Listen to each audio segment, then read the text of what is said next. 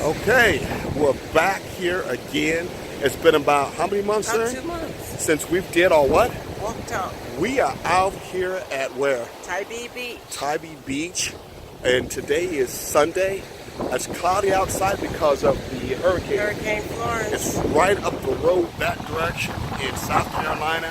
We decided to come down here and take a look at the beach and all of the ocean, and you can see.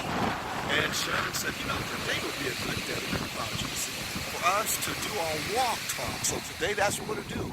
You get a chance to be with us as we do our walk talk. Oh, she wants us to show that boat. See that big old boat out there? Yeah. Nothing else. One day we may get there too.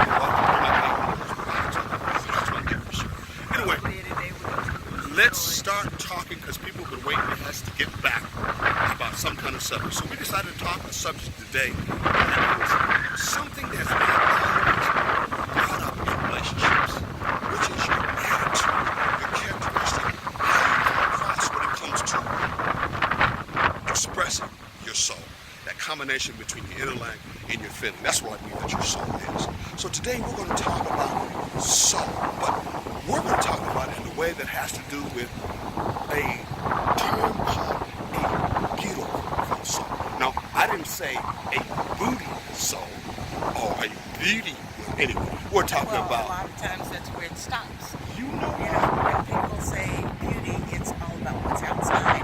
It's the size of the booty. It's the size of the face. It's the length of the hair. It's how light the hair is. It's how, it's all of those things that are looked at beauty. From the outside. From the outside. Right. You're outside. And though this girl's got a good but anyway, the fact is, a lot of times with our sisters, and I'm going to be specific as black women and black men, we in turn will honor and adore black women from the outside, their beauty, and we say in their booty, but we emphasize the outside of them, and that is the only concern we mostly have as us brothers and as sisters, but we don't at all then take a look at the inside. Is that soul in the inside beautiful? So we're going to take a look at the day, and we know brothers are also accountable to the same thing too. So the definition that we're going to talk about today has to do with the beautiful soul goes for both. But I'm just now in turn the national responsibility of one of black men, because many times that's our biggest emphasis to them. To them is that they are adored because mostly of their beauty on the outside. And well, there's that old saying too at the same time, which is beauty is only what? Only skin deep. So let's talk about this deepness of what really is a beautiful soul. Want to give us a definition? Yes, it is human beings that has exceeded all definitions of what it means to be normal. They are enlightened and have a keen vision for the unseen. They speak in love and kindness and encourage others to become that even better version of you.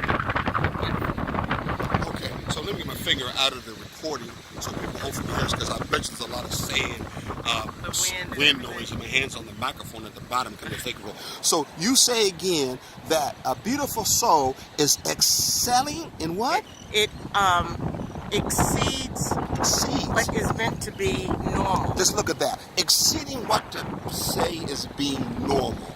So let's go over here. I'm going to get my hands in another different way so I can get us in, and hopefully at the same time we get that phone on and recording. So what exceeding being normal when it comes to our culture, ethnicity, if you may want to say, has to do with, let's make an example with a sister. What's a normal kind of way that we say in a community a sister should act, a sister should be? That's really what you would say is normal. Give me an example. Well, what I would say is normal is just, using common courtesies. Anymore, though, the simple common courtesies have declined. So the normalcy of common courtesy, people don't say hello and good morning anymore. they don't feel they need to. So for me, and what it's always been, you start with the common courtesies. You start with what, that old thing that we grew up with, the golden rule: do unto others as you would have them do unto you. That is the basic normal. Okay. I would also say, let's keep it on another real side, that some of the normalcies are the stereotypes you have to keep in for one another. The stereotypes like the Jezebel, the gold digger, the mama, you know what I'm saying? The church mom. Just go for a second. Those are the stereotypes I'm talking about that we normally see in our black community and in turn are portrayed in the Twilight Perrys, that portrayed in the Power, except for those sisters in the Power, like we see on Fox. They are more like the predatorial, I'm going to ride or die, something like a chick, but I'm going to get you first. Get them before you get there. Exactly. That kind of stereotype that's risen to the top. But still, there are stereotypes that usually come down to be what we normally think that we should be like. But we're finding in this definition, we're finding out being getting warm. We're the rocks. We're finding that when it comes down to the normalcy of that we should be excelling. What was that? Excelling normal, exceeding normal. Exceeding being normal. So what's the example of, I'm losing you too, it's only just me. You're not being normal. I mean, you're not exceeding in that case. What would be an example of exceeding being normal? Exceeding being normal, I believe, comes to what came after that statement. It's having a keen vision of the unseen, speaking in love. And let me read it. I'm trying to have us take our time about that. We got plenty of time. We'll record a little bit more too. So, looking at things from the unseen, what are we talking about? Are we talking about being able to see the air that's unseen? Are we talking about what's the unseen that they're referring to as for exceeding, being exceeding above normal, that has to do with your soul being beautiful? What would you say? Give me an example of something that's unseen. Seeing a good quality in somebody else and acknowledging them. Okay. For example, you have a very giving spirit. And I was telling somebody the other day, you have such a giving spirit, you will give your shirt, you will take your shirt off and give it to somebody if they needed one, even though it was cold outside. Okay, I'm going to qualify that. That ain't going to be everybody. No. There are going to be a lot of people that in turn that other people would do that for, that I would do it for. No doubt about that. But I'm not going to do that for everybody. But what I'm saying is, you will do that. Oh yeah. And the thing of it is, if you see that as a quality in somebody, if you're exceeding normal by seeing that, having that keen vision of who they are, then you will acknowledge that to them. You will say to them, I appreciate that, or I see that. That's a good quality in you. Yeah, I just stepped in a hole. That's yeah, why I you went did, away. and you also, move past that unseen area that has to do with what would be projected or expressed from someone who has a beautiful spirit. No doubt about it. That's definitely above the normal. I was also thinking about, how about when there is someone in your relationship who shows a face on the outside that they're okay, they're feeling okay, but you inside feel or sense that there's something else going on. Yeah, that they could be depressed. They could be feeling bad about the relationship. Could be feeling bad about maybe they heard something happen to their kids. Something like that, but they're not showing that in their face.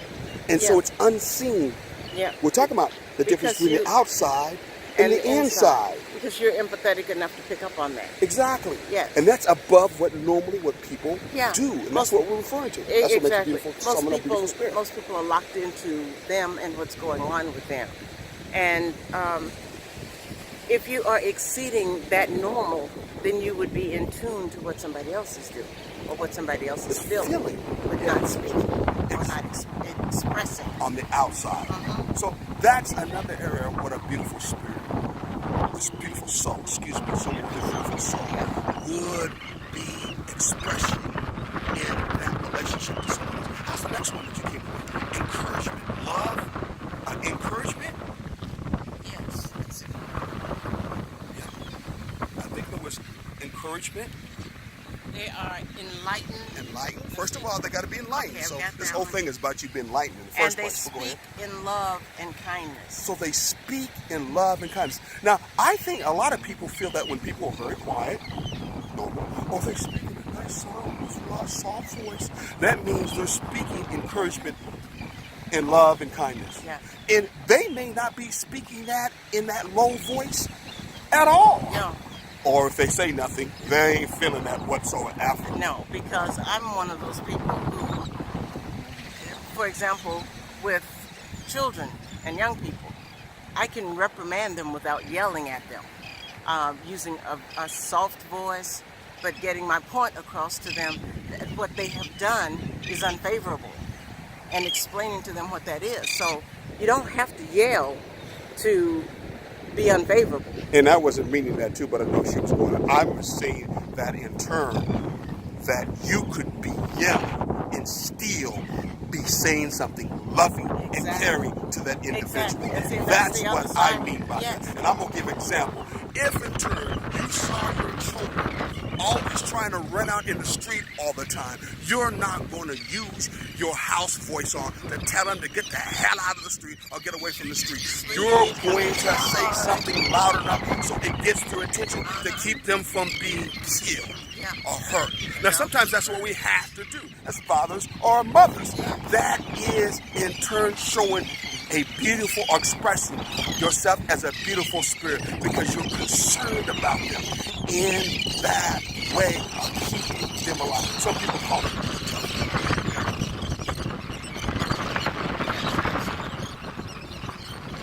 Okay, what's another one? How about terms of endearment? Yes. How about that? Yes. How are you feeling today? I love that. Sometimes That we was have relationships where we talk to each other like it's business. Yeah. That was the one No thing. terms of endearment or nothing. She's just my business partner, or she's just not even really like a friend whatsoever. Some of you just first met. That's how you talk to each other all day and all night. That No was- terms of endearment. That was the one thing that I noticed in watching Black Panther. Oh yeah. Okoye always said to her, who we found out was her husband, she always said to him, my love. Yeah, And she said it with so much affection in her voice. It was like... You mean she said it like she really meant it? She said it like she really meant it. Oh, yeah. And it was in such a way that he could feel it. Oh yeah, and she was a general, A warrior. warrior, and he was a leader of the outside territory tribe that at one particular time had to fight between the two and may have had both of them kill each other. And you would never think there ain't no beauty out of that. Yeah. But there was so much respect of their positions and who they were as individuals. They were beautiful souls. Respect. Beautiful souls. Is respect also part of the pillar of a beautiful soul? Yes. I think it has to be. Yes. Yes. Well, I think we're about finished now. I'm surprised to see this thing. It's still recording. 13 minutes. Was there anything else at the end? Because Yes, if not, I think we should kind of wrap this there one was up. at the end. It said, "Speak in love and kindness." Oh, here's the important part. What's that? And encourage others to become their own version of beautiful. Wow. Yeah. So all of this means you then become an example to others so that they can what?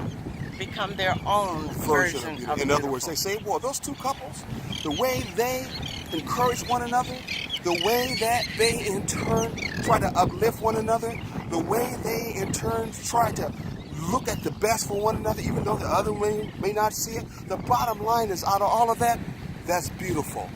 And I think, Sharon, you got something you need to share with me that you said you found out a lady who in turn got her training under Ayana Van Zandt, and you said that was a lot like how your relationship is with me in this Yeah. matter. What was that? She was asked what was it like to train under Ian Levinzat, and her response was, it was a painful, beautiful experience. And what she meant by that is you learn a lot about yourself. You learn about, issues that you're hiding, anger that you're holding inside that you don't even know is there. And all these things come out. And all that is painful. You learn that you're not the perfect person that you have been raised to believe you were. You're not the beautiful, caring person that you thought you were. I mean, you could be, but you're not. But that's not necessarily enough. And Because you need to excel to the Exactly. highest level, which is becoming beautiful, Exactly. not just good. Exactly. And so, but then the experience of learning who you actually are and coming to terms with who you are is a beautiful experience. So you have to go through the pain to get to